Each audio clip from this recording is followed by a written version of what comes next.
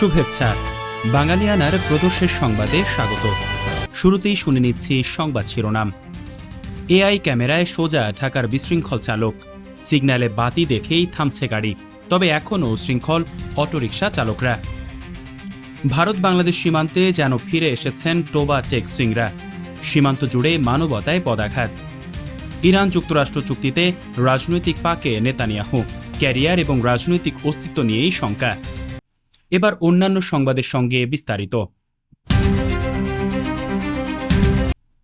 Signal মেনে রাজধানীর কারওয়ান বাজারের 3টি পথের গাড়ি দাঁড়িয়ে, চলছে শুধু একটিতে। লালবাতি জ্বলতেই থেমে গেল সেই সড়কের চলাচল। ততক্ষণে চলতে শুরু করেছে অন্য সড়কের গাড়ি। মাস দেড়েক আগেও রাজধানীর সড়কে এটি ছিল অচিন্তনীয়। সড়কে শৃঙ্খলা রাখতে ওই সময় ছুটতেন ট্রাফিক পুলিশরা, হাতে থাকত ব্যাটন বা লাঠি, তবে কোনো কিছুতেই নিয়ম মানানো যেত না চালকদের।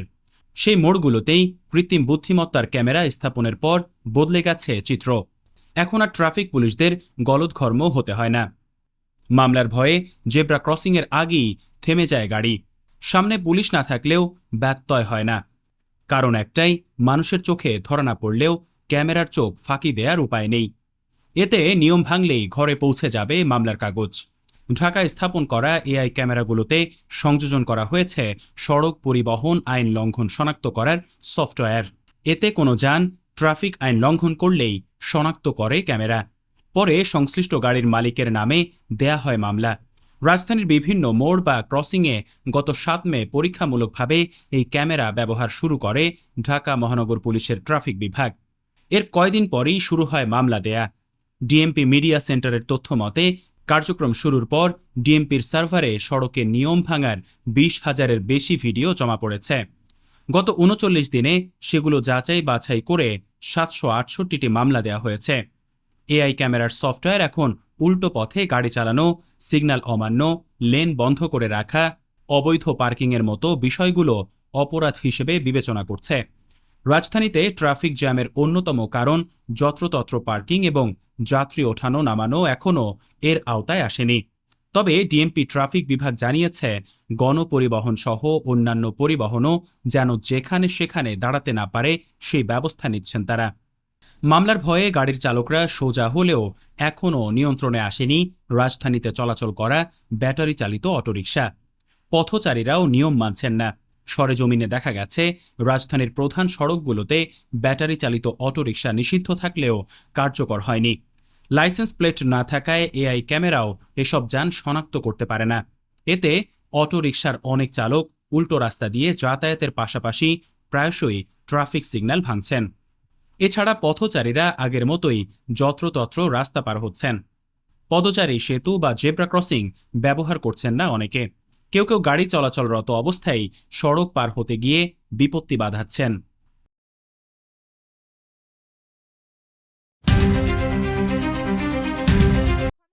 ক্ষণজন্মা সাদাত হোসেন মান্টো তার জীবদ্দশায় কখনো মেনে নিতে পারেনি র্যাট ফ্লিক লাইনের কাঁটাতার। সেই যন্ত্রণা ফুটে উঠেছিল তার কালজয়ী গল্প টোবা টেক সিংয়ে। টোবা টেক একজন পাগল, যার কোনো রাজনীতি নেই। দেশভাগের আগে যার মত চাওয়া হয়নি, দেশ বদলানোর জন্য যার মতের প্রয়োজন নেই। টোবা টেক সিংকে পাকিস্তানের পাগলাগারো থেকে ভারতের পাগলাগারোতে নেওয়া যায়নি। নো ম্যান্স ল্যান্ডেই মৃত্যু আর কবর হয় তার। র্যাটফ্লিক লাইন বরাবর গড়ে ওঠা ভারত বাংলাদেশ সীমান্তে শত শত মানুষকে ঠেলে দেওয়া হয়েছে টোবা টেক সিংয়ের মতোই। তাদের কারো কারো বাবা মা হয়তো কখনো পূর্ববঙ্গে থেকে কাজের সন্ধানে ভারত গিয়েছিলেন। আবার এমনও কেউ কেউ আছেন যাদের পরিচয় স্রেফ মুসলমান। যে সিরিল র্যাটফ্লিক এই অঞ্চলের মানুষের হৃদয় বোঝেননি, তারই আঁকা রেখা না মানায় আজ তাদের সীমান্ত থেকে ঠেলে দেওয়া হয়েছে এই মানুষদের। নিয়ম মেনে পুশ ইন হয়নি, দেয়া হয়নি কোনো প্রমাণ। স্রেফ গায়ের জোর দেখানোটা বাংলাদেশও মেনে নেয়নি। সুতরাং আসমান জমিনের মাঝে ঝুলে থাকার মতো করে নো ম্যান্সল্যান্ডে আটকে আছেন আধুনিক টোবা টেক সিংরা। রোদে পুড়ছেন, বৃষ্টিতে ভিজছেন। দয়া হলে কখনো কখনো ফিরিয়ে নেওয়া হচ্ছে পরবর্তীতে আরও কোথাও পুশিন টুল হিসেবে ব্যবহারের জন্য। এই যেমন ষষ্ঠীচন্দ্র বর্মনের বাড়ি রাজশাহী, কিন্তু বিএসএফ তাকে পুশিন করেছিল জামালপুর সীমান্তে। স্বাভাবিকভাবেই বিজিবি তাকে প্রবেশ করতে দেয়নি। পরবর্তীতে প্রমাণ মেলায় তিনি বাংলাদেশে প্রবেশ করেন। তবে সবার ভাগ্য বৃদ্ধ ষষ্ঠীর মতন নয়। আজও সিরিল র্যাডক্লিফের বোঝা টানছে দুপারের মানুষেরা। এখনও সীমান্তে হাজারো টোবাটেক্সিং অপেক্ষা করছে ইতিহাসের পাতায় হারিয়ে যাওয়ার শঙ্কা নিয়ে।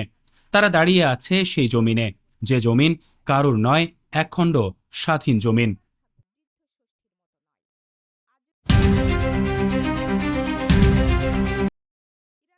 ইরানের সঙ্গে যুদ্ধ শেষ করার একটি প্রাথমিক চুক্তি স্বাক্ষরিত হয়েছে এবং শিগগিরই এর বিস্তারিত প্রকাশ করা হবে বলে জানিয়েছেন মার্কিন প্রেসিডেন্ট ডোনাল্ড ট্রাম্প। 15 জুন সোমবার ফ্রান্সে G7 সম্মেলনের ফাঁকে ফরাসি প্রেসিডেন্ট ইমানুয়েল ম্যাক্রোর সঙ্গে আলাপের সময়ে কথা বলেন ট্রাম্প।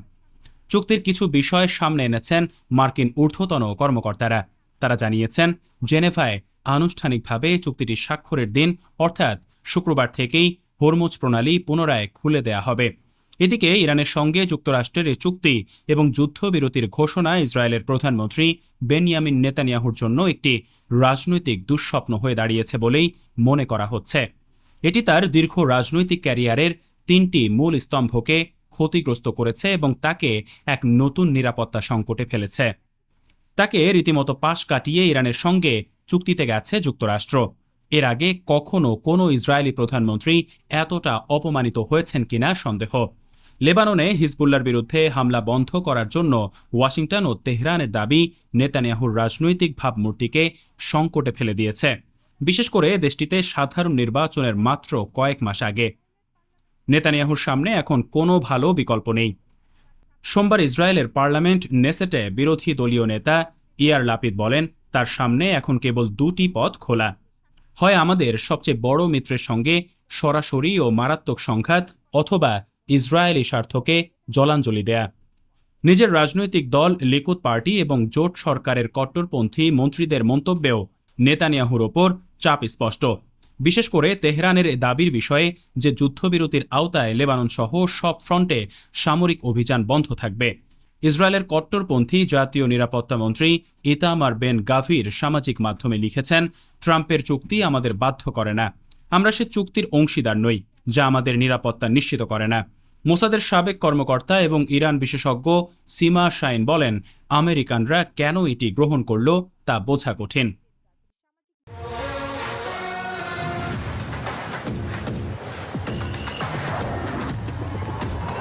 দর্শক, এবারে শুনে নিচ্ছি ফিফা বিশ্বকাপের খবর।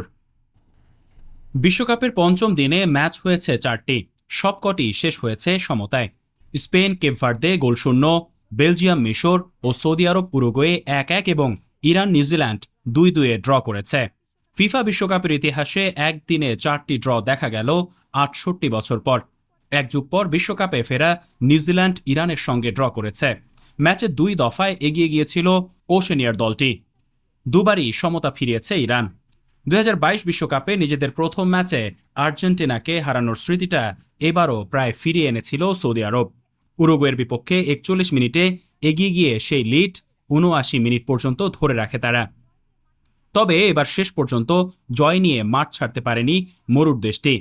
80 মিনিটে মাক্সিমিলিয়ানো আরাউহোর গোলে সমতা ফেরায় উরুগুয়ে। 1-1 সমতাতেই শেষ হয় ম্যাচ। সিয়াটল স্টেডিয়ামে বেলজিয়াম মিশর ম্যাচ 1-1 গোলে ড্র হয়েছে। 19 মিনিটে বক্সের বাইরে থেকে মোহাম্মদ সালাহর সহায়তায় মিশরকে এগিয়ে দেন ইমাম আশুর। 66 মিনিটে মিশর ডিফেন্ডার মোহাম্মদ হানির আত্মঘাতী গোলে সমতায় ফেরে বেলজিয়াম। এবার বিশ্বকাপে অন্যতম ফেভারিট ইউরোপিয়ান চ্যাম্পিয়ন স্পেনকে গোলশূন্য ব্যবধানে রুখে দিয়েছে বিশ্বকাপ ইতিহাসে জনসংখ্যার দিক থেকে দ্বিতীয় ক্ষুদ্রতম দেশ কেপ ভার্দে, সেটাও বিশ্বকাপে তাদের অভিষেক ম্যাচে। কেপ ভার্দে গোলকিপার ভোজিয়েনার চোখে অশ্রুর বাণ। 7টি দারুণ সেভ করেছেন ম্যাচে। তারকা খচিত স্পেন সাবেক বিশ্ব চ্যাম্পিয়ন 801টি পাস খেলেও ফিফা র্যাঙ্কিংয়ে 64তম কেপ ভার্দের জালে বল পাঠাতে পারেনি।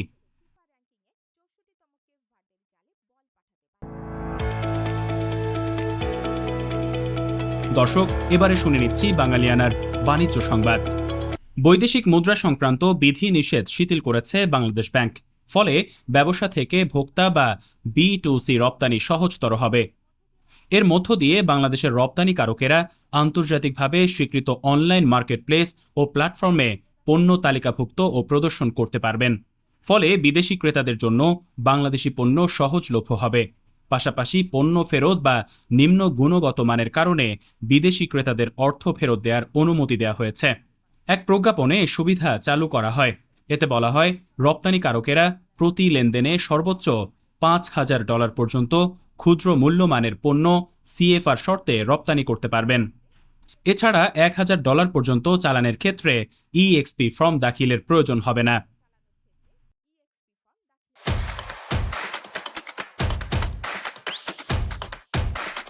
এবারে শুনে নিচ্ছি বাঙালিয়ানার ক্রীড়া সংবাদ। সৌম্য সরকারের থমকে থাকা টি-20 ক্যারিয়ারে নতুন প্রাণের ছোঁয়া লাগল। অনেকটা আচমকাই বাংলাদেশ টি-20 দলে ফেরার সুযোগ পেলেন তিনি। অস্ট্রেলিয়ার বিপক্ষে সিরিজ শুরুর আগের দিন জানানো হলো দলে যোগ করা হয়েছে অভিজ্ঞ এই ক্রিকেটারকে। হুট করে সৌম্যকে দলে নেয়ার পেছনের কারণটায় অবশ্য মিশে আছে দলের দুর্ভাবনা। প্রধান নির্বাচক হাবিবুল বাশার BDNews24.com-কে জানালেন, শঙ্কা আছে অধিনায়ক লিটন কুমার দাসকে নিয়ে। লিটনের ইনজুরি কনসার্ন আছে, কাফ মাসল টিয়ার, আর দু একজনের জ্বর এসেছে। মূলত ইনজুরি কনসার্ন থাকার জন্যেই একজন মেম্বার বাড়ানো হয়েছে। আরেক নির্বাচক নাইম ইসলামের কথায় ইঙ্গিত পাওয়া গেল, প্রথম টি-20-তে লিটনের খেলা নিয়ে শঙ্কাটা তীব্রই। শেষ ম্যাচে যে ইনজুর ছিল সেটা এখনও পুরোপুরি রিকভার্ড হয়নি। আশা করি ও প্রথম ম্যাচ না পারলেও দ্বিতীয় ম্যাচ থেকে রিকভার করে ফেলবে। এটা আপাতত ফিজিও রিপোর্ট, তবে সময়ও লাগতে পারে। বাঙালিয়ানার প্রদোষের সংবাদ শেষ হলো। ধন্যবাদ।